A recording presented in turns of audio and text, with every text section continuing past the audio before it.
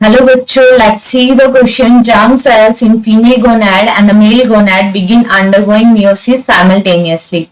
What will be ratio of ova and sperm produced? Option A 1:1, option B 1:2, option C 1:4 and option D 2:1. Let's see. Female के अंदर कौन सा process चलता है? oogenesis. ठीक है, oogenesis प्रोसेस चलता है तो इनिशियली यहाँ पे बनते हैं oogonia. इन oogonia के अंदर फर्दर डिफरेंशिएशन होता है और oogonia के अंदर जब डिफरेंशिएशन होता है मीन माइटोटिक डिवीजन चलता है या माइटोटिक डिफरेंशिएशन होता है तो यहाँ पे बनते हैं प्राइमरी oocytes.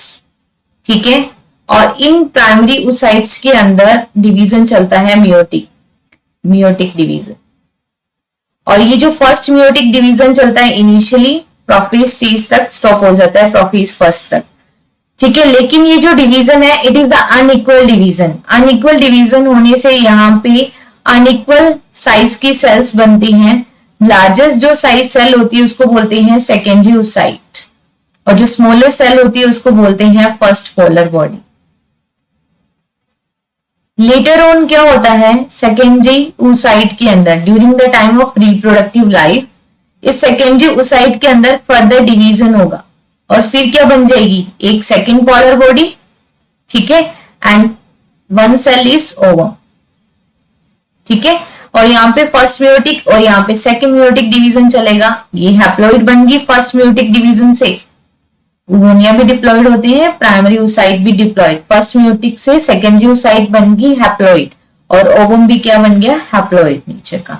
ठीक है, तो देखो oogonia जब चले तो वन oogonia से वन ही ओवम बना. ठीक है, तो वन oogonia से वन ओवम फॉर्म हो रहा है. oogonia से लेटर क्या बन गई थी primary oocyte then further one ovum. लेकिन मेल के अंदर कौन सा प्रोसेस चलता है स्पर्मेटोजेनेसिस. और मेल के अंदर प्राइमोर्डियल जर्म सेल्स जो होती है इट्स नेम इज स्पर्मेटोगोनिया. ठीक है, क्या नाम होता है मेल के अंदर spermatogonia. It is diploid in nature. ठीक है, कैसी होती है डिप्लॉयड इन नेचर. इसके अंदर भी फर्दर क्या होता है डिफरेंशिएशन होता है, माइटोटिक डिफरेंशिएशन होता है. और यहाँ पे जब माइटोटिक डिफरेंशिएशन होता है तो क्या फॉर्म हो जाती है primary spermatocyte. And this primary spermatocytes are diploid in nature क्योंकि माइटोटिक डिवीजन में नंबर ऑफ क्रोमोसोम क्या रहते हैं सेम. ठीक है, अभी जो प्राइमरी स्पर्मेटोसाइट है फर्दर इसके अंदर डिवीजन चलेगा. ठीक है, कौन सा डिवीजन चलेगा फर्स्ट मियोटिक डिवीजन. और जब इस प्राइमरी स्पर्मेटोसाइट में फर्स्ट मियोटिक डिवीजन चलता है तो क्या बनते हैं टू इक्वल साइज की सेकेंडरी स्पर्मेटोसाइट्स. ये तो 2n थी ना और यहां से first meiotic division is the reductional division और रिडक्शनल डिवीजन में नंबर ऑफ क्रोमोसोम्स क्या हो जाते हैं जस्ट हाफ. तो ये जो बनी है cells haploid that is the secondary spermatocyte.